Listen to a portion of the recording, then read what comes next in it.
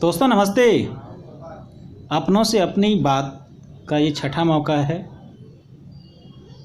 पिछले कई दिनों से पटना के एक साथी हैं,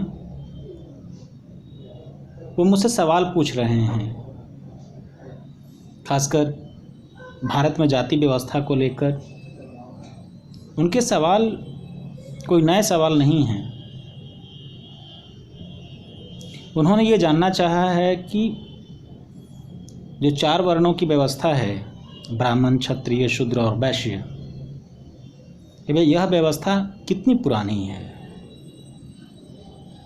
और भी कई सवाल हैं उनके। तो मैंने ये सोचा कि क्यों ना एक अपनों से अपनी बात के मौके पर ही इस सवाल का जवाब भी दिया जाए, कुछ और बातचीत भी की जाए। मैं इस संदर्भ में डॉक्टर अंबेडकर को याद करना चाहता हूँ। डॉक्टर अंबेडकर ने जाति का विनाश यानी एनिहिलेशन ऑफ कास्ट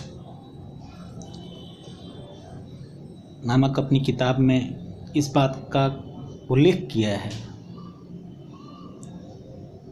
तो आज मैं डॉक्टर अंबेडकर के द्वारा लिखे गए एक खास आलेख, उसका ही पाठ कर रहा हूँ। इसमें इस सवाल का जवाब है कि यह जो 4 वर्णों की व्यवस्था है वह कितनी पुरानी है और इसके निहितार्थ क्या हैं। डॉक्टर अंबेडकर लिखते हैं, चातुर्वर्ण यानी 4 वर्णों की व्यवस्था नई व्यवस्था नहीं है। यह उतनी ही पुरानी है जितने कि वेद। यह कई कारणों में से एक है जिससे आर्य समाजी हमें इसकी वैधता पर विचार करने के लिए कहते हैं। अतीत पर नज़र डालें तो सामाजिक संगठन के रूप में जाति व्यवस्था को आजमाया गया है और यह विफल रहा है।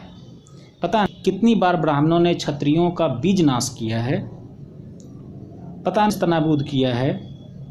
महाभारत और पुराण ब्राह्मणों और क्षत्रियों के बीच संघर्ष की घटनाओं से भरे पड़े हैं।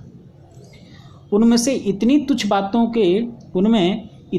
बातों के लिए भी झगड़ा होता था कि ब्राह्मण और क्षत्रिय रास्ते में मिल जाएं तो कौन पहले नमस्कार करेगा या कौन किसको रास्ता देगा। न केवल ब्राह्मण क्षत्रियों की आंख की किरकिरी थे, बल्कि क्षत्रिय ब्राह्मणों की आंख की किरकिरी भी थे। ऐसा लगता है कि क्षत्रिय इतने आतताई हो गए थे कि जनता, जिसे चातुर्वर्ण व्यवस्था के तहत हथियार विहीन कर दिया गया था, उससे निजात पाने के लिए सर्वशक्तिमान ईश्वर से प्रार्थना किया करते थे।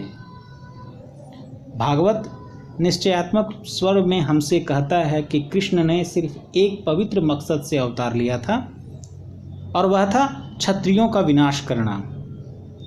जब विभिन्न वर्णों के बीच प्रतिद्वंदिता और शत्रुता के ये उदाहरण हमारे सामने हैं, तब मैं समझ पाने में असमर्थ हूँ कि चातुर्वर्ण को कोई कैसे एक आदर्श के रूप में रख सकता है जिस पर हमें चलना चाहिए, या एक ऐसे पैटर्न के रूप में पेश कर सकता है जिसके आधार पर हिंदू समाज का पुनर्गठन किया जाना चाहिए। तो डॉक्टर अंबेडकर साफ साफ कहते हैं, ये जो 4 वर्णों की व्यवस्था है वह व्यवस्था बहुत पुरानी नहीं है। द्विजों के बीच में संघर्ष होते रहे हैं। इवन आप यदि याद करें, इतिहास को पढ़ें तो समझ में आएगा आपको कि कैसे पुष्यमित्र शुंग, जो कि एक ब्राह्मण था और उसने अंतिम बौद्ध राजा बृहद्रथ की हत्या कर दी थी, कैसे उसने एक तरफ तो उसने बौद्धों की हत्या की, बौद्धों का नरसंहार किया, व्यापक स्तर पर किया। उससे भी अधिक नुकसान उसने क्षत्रिय राजाओं का किया। वे राजा जो उसके मुकाबले थे, जो सत्ता में साझेदार थे। तो आज बस इतना ही। आशा है कि आपको ये मेरा वीडियो पसंद आया होगा। अच्छा लगे तो बिल्कुल लाइक करिए, सब्सक्राइब करिए। थैंक यू, धन्यवाद।